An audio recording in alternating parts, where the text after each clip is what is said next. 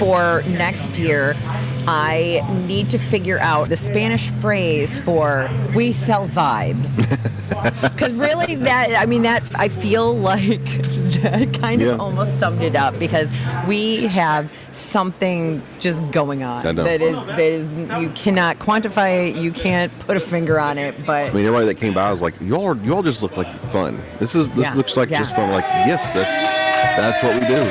We're celebrating something. I don't know what we're celebrating. Louis Vuitton guy. Oh, Louis Vuitton guy came out. Okay. Amazing. Is this going to throw a party or what?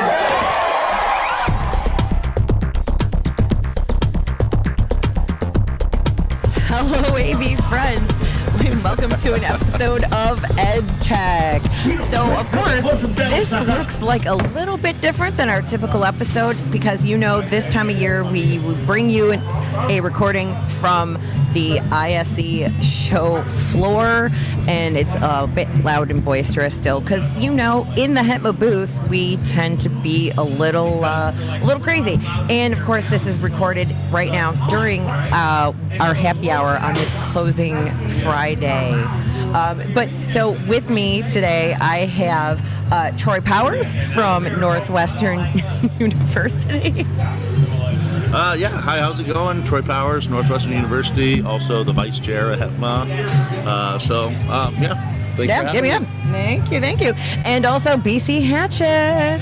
What's happening here? It's BC Hatchett. I'm the Director of Classroom Technology for Vanderbilt University, also the co-founder of HETMA. And please excuse my day 4 trade show voice. It's hanging on for dear life at the moment. Yeah, no, at least it's audible. So this is probably one of the better last days of a conference that I've had, and I'm not sure what exactly the difference is that makes me have a voice now, as opposed to anybody who sees me on a Friday at an infocom is like, don't talk because it hurts to listen to you. It's AV Roki. AV Roki is what makes me lose my voice every year. Yeah. I could see that. Absolutely could see that. So of course, let's start off with the event at hand. We are at ISE. So what are your thoughts about this year, Troy? I think it's been a wonderful show.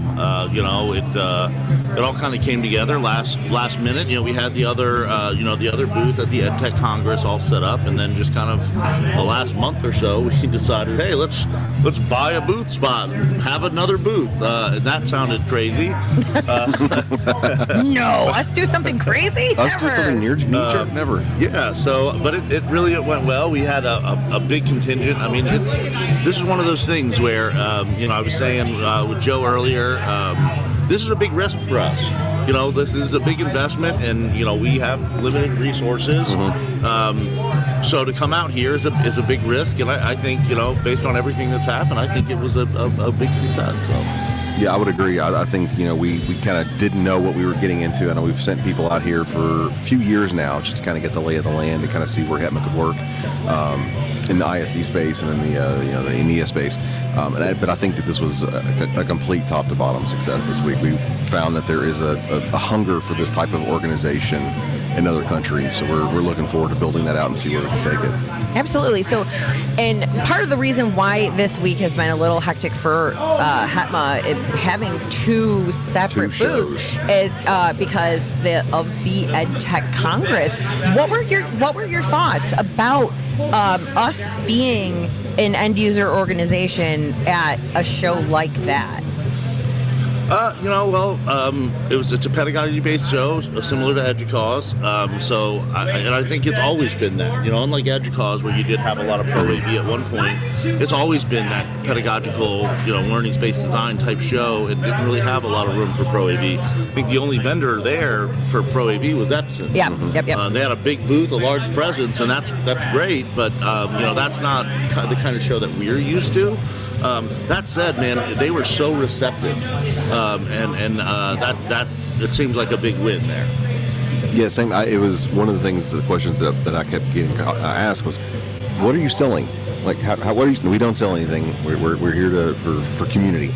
And it took a minute for that to process through. They're like, you're here exhibiting, but you're not selling. But once we explained what it was, it made sense to them. So I feel like for next year, I need to figure out how the Spanish phrase for we sell vibes, because really that I feel like that kind of almost summed it up, because we have something just going on that is you cannot quantify it, you can't put a finger on it, but everybody that came by was like, y'all just look like fun. This looks like just fun. Like, yes, that's what we do.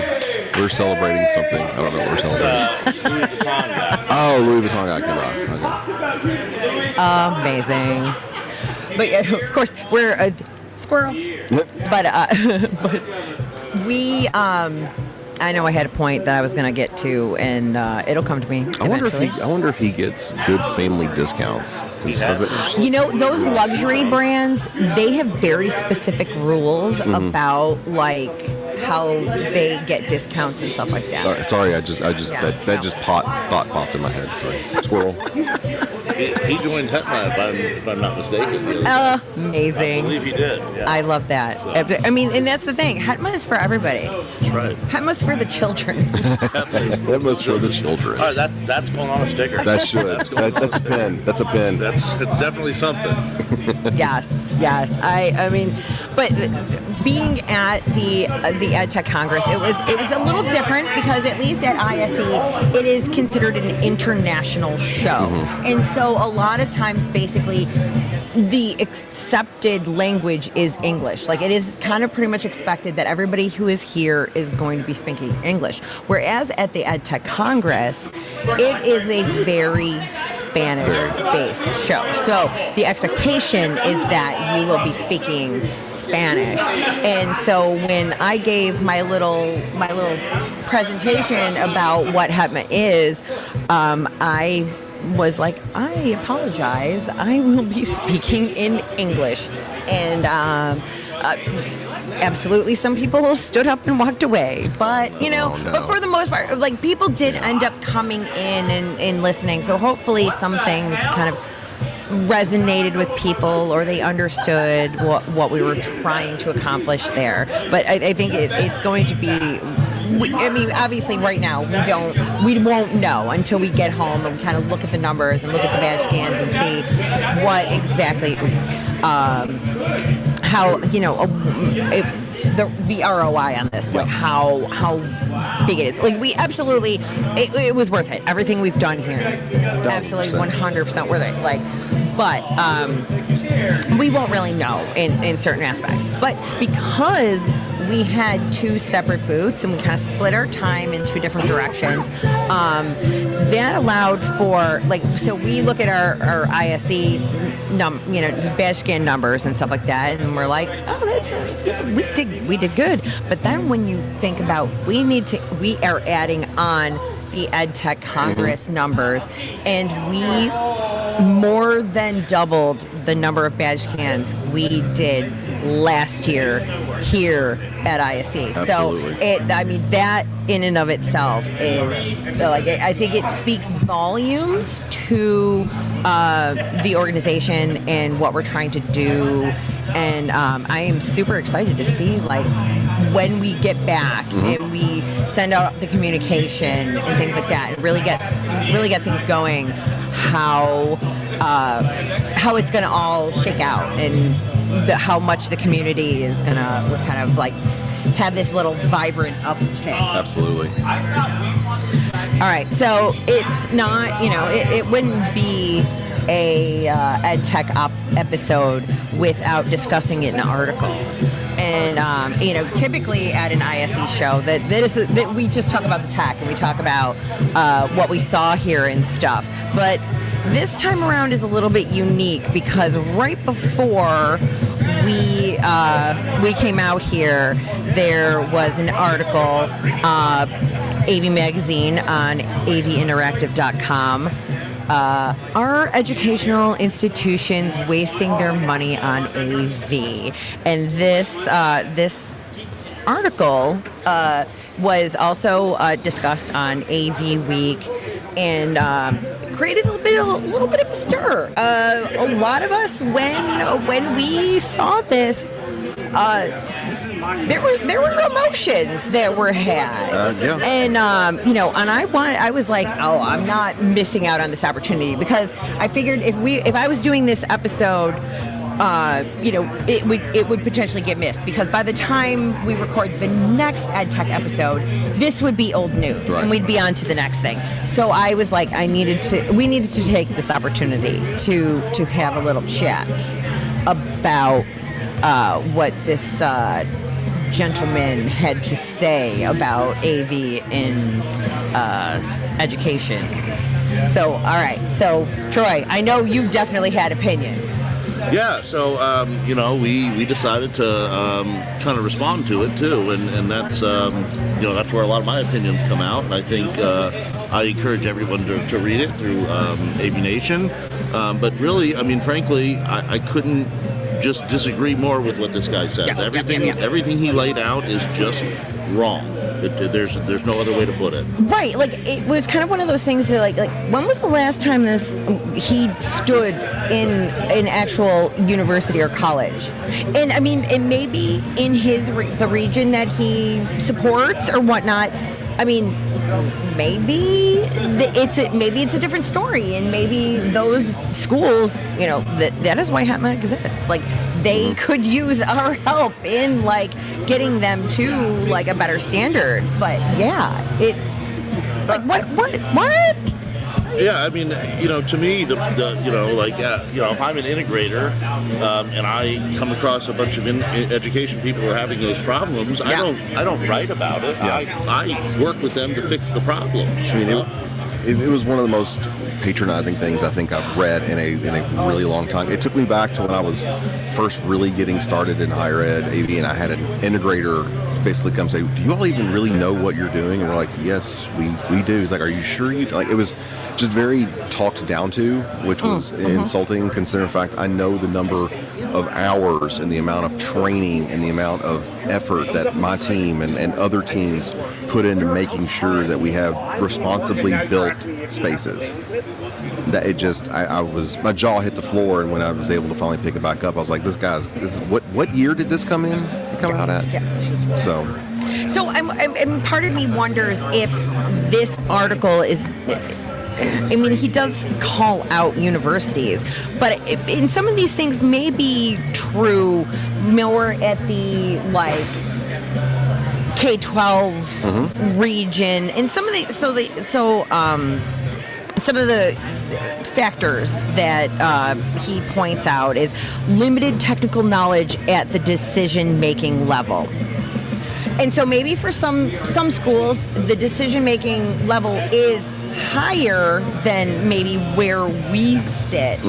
But I feel like, I mean, really, in real world, we are the decision makers. We pass up for approval and whatnot, but I mean, even if you're making that final financial decision, like at a CFO level or business director level, at some point it has gone through a technical review, and someone at the technical management level will have gone to that upper level to say, hey, here's what we need. Why, and this is what. Sorry, I got distracted by Ryan. Here's what we need, and this is why we need it. It's our job to speak tech to people that don't speak tech, to be able to put it in layman's terms. Yeah.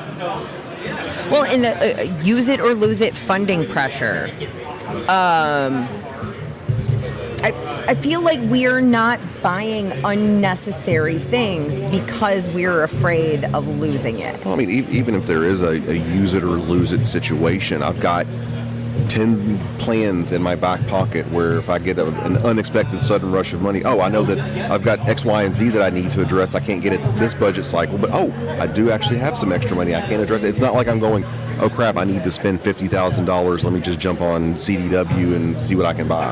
We don't do that. Right, yeah. Or you're suddenly like, I'm just going to buy a big hologram box. Yeah, exactly. Although, we may know. Yeah, I mean, we may know somebody who has done that in the past. No, but, we would never know a certain individual wearing a green tie that would do stuff like that. Matching pants. Some of the matching bands. Yes. And this one also is lack of cross-department communication. I mean, absurd. When I have a new pilot for something, I'm inviting all the faculty to come test those things. I work in a somewhat siloed university, and I have great relationships with the other peers in the AV departments at the med school and the law school. I don't see how that's the case. And I mean, on this one, I don't see how that's the case. All my family is in K-12 education. I don't see how that's the case there either. It's somebody who hasn't seen the inside of a school in a long time who thinks that. I feel like if this article was written maybe 10 years ago, maybe an argument to be had. Exactly. But we can't do a project without all of the collaboration with the other departments and teams, especially networking. Networking facilities. I mean, how am I supposed to power the device? You have the infrastructure. Exactly. So it's what are inadequate training for educators? We send out every semester before the semester starts. We send out an email with an update of these are the rooms that have some sort of change to them. Please reach out to the team to get training on how to use the space. But we also have we kind of train the trainers too. We work with our instructional design teams to make sure that they know what's in the room, so that when they're discussing pedagogy with the instructors, they know how to use the rooms and they can help the instructors use that technology. And then they will inform us of what then they want. Yeah. I think one of the most important things that I did at Northwestern when I got there was create relationships, stronger relationship with the instructional designers and the LMS team. And now, every time the LMS team goes out to do a training on whatever pedagogy, whatever they're training, I've got one of my people sitting in there to answer technical questions. And vice versa. We do group trainings at the start of every school year, and then we do individualized trainings on request at any time. And whenever we do those group trainings, we got somebody from the LMS team, we got somebody from the instructional design team to help answer those questions. So now we get into as you kind of read through this article. Now we get to the point that I do agree with this part of what we need to leave behind in legacy AV systems. AV carts full of bulky hardware, bulb-based projectors, devices with VGA, DVDs, VCRs, Blu-rays, equipment that cannot be monitored or managed via IP. Well, no, duh. We've been doing that for years. I haven't had any of that stuff for 10 years. What are we even talking about? I can't remember. But I can't remember the last time I even saw a VGA connection on my campus, and we started pulling Blu-ray players out of our design a couple of years ago. It's not. It is only in a couple of specialized spaces that we still have VGA, and it's only because their research. Yes. Yeah. Spot that have specific pieces of equipment that they're we're not buying this $10 million mic. Exactly. They're until this thing dies, VGA it is. I can't. I've still got Laserdisc players in a couple of school of music classrooms because of the content that's played. The license hasn't transferred to other forms of media yet. But again, I know my ecosphere. I know who my users are. So if the layperson came in and said, "Why do you still have a Blu-ray or a Laserdisc player?" Yeah. Well, there is a specific reason for it. Exactly. And then it goes on to talk about accessibility, neurodiversity, and classroom equity. Well, that is. I sat on a panel while I was here at ISE that talked about accessibility in classrooms. So these are things that we are doing. Yes, flexible workspaces, compatibility with assistive software, interactive options, headphone availability. Sometimes, that one is a little more difficult because the check-in, check-out thing is not there. We try to work more with technologies that include devices that our students already have, so they don't need to have that extra thing, and helping to drop that stigma and allow for the fact that they don't need to have a separate accommodation for some of these things. They just are part of the room. but yeah, adjustable visual and auditory environments. Yeah, I mean, yes, I absolutely agree with him. We need to be doing these things. If you're not, like, what are you doing?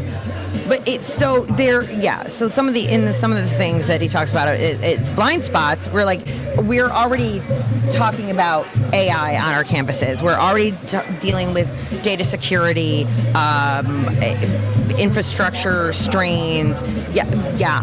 Like these are all things, but we're already doing and like taking care of. Absolutely. And yeah, I mean, I agree with them. But like they need to be done. But we're already doing them. So don't talk to me. Don't tell me. Like don't. Yeah, I mean, like you said, if this had been written 10, 12 years ago, good arguments to be had. But this just read as very ill-informed, condescending, and like it was being written from the perspective of, I'm going to try to catch a CIO's attention and have them call me so I can come in and tell them what their teams are doing wrong. That's really the way that it came off. I mean, yes, this Zoran, maybe he was just trying to be a provocateur. Like maybe he was trying to egg us on. I mean, like they said, it's very clickbait. They should accept it. So he accomplished his mission. Absolutely. I mean, the only thing it accomplishes in my mind is making me not want to work with that integrator. Yeah. You know, exactly. And it sounds like, I mean, based on some of the comments, it looks like that we are not the only ones. No. Or I mean, it's also it's a good opportunity for his company and for him to maybe go, oh, we missed the mark on this. We need to take a step back and maybe look and learn how modern AV teams are running their spaces. And HETMA would be glad to have that conversation with you. No, I mean, those are the kinds of things that this organization really, like, it is all about. Education, spreading the word, collaboration. Like, we're doing all of the things to try to make the situation at colleges and universities better. And, yeah. Well, before we kind of land this plane, are there any other last thoughts about the show, about the article, about anything that's going on this week? Yeah, I mean, I just thanks to the wonderful city of Barcelona for hosting. Thanks to Mike Blackman, Dave Labuscus, and I don't know who leads CEDIA, but thanks to them too.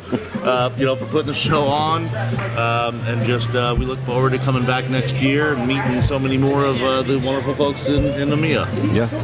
I think very big thanks to the entire ISE team for putting on a fantastic show, for all of the exhibitors for going all out to welcome our communities to come in and learn more about the technologies they need, and looking forward to getting back and starting to ramp up plans for InfoComm. Absolutely. I kind of was hoping that we would time this in a way that we would have gotten word of what the final numbers were for this show. Michael came and said it was looking like it was trending above 90K. Okay, so I think that is record breaking. Maybe not 100,000, but it is record breaking at least. Hi, JP. But so fantastic show all around, and I think the HETMA team here has been amazing, and I want to put this out into the whole universe that our crew that came here are a fantastic group of dedicated volunteers, the plus ones that came out to help us. I mean, it was yes, they got to see some stuff, but it was not a vacation for them either. So I really appreciate all of the time and effort that everybody has put into being here and making this all happen for us. Because, while we're busy talking to everybody and kind of spreading the gospel that is HETMA, there are things that need to get done too, like those badge scans and things like that we don't necessarily can think about while we're talking, while we're giving our elevator pitch. Like we're not like, oh, let me do the big. So I absolutely appreciate everything that they have done, and all of the board and chair members that have joined us here. They were absolutely fantastic. I appreciate everything that you all have done to make this such a great event, and I am looking forward to sleeping. Yes. But yeah, so before we wrap this up, Troy, how can people get in touch with you after this episode airs if they want to chat? Yeah, so troy.powers@northwestern.edu, vice chair at HETMA.org. I'm on LinkedIn. I'm on Twitter. Just reach out. Happy to chat. And how about you, BC? Yeah, bc.hatchet@vanderbilt.edu or bc.hatchet@hetma.org. You can also find me on, Twitter, X? We One of those, fully yeah. migrated yet. You can find me on there at BC Hatchet, and then also on LinkedIn. Fantastic. And as for me, you can find me on LinkedIn, on the HETMA community, and you can find me monthly on the EDTech podcast and on AVNation.tv. You can also find a host of other fantastic podcasts that are part of the AVNation family, like AV Mastermind, State of Control, and AV Week. So thank you. Until next time, see you later. The network for the AV industry. What are you listening to? This This is AV. This is AV Nation. This is AV Nation.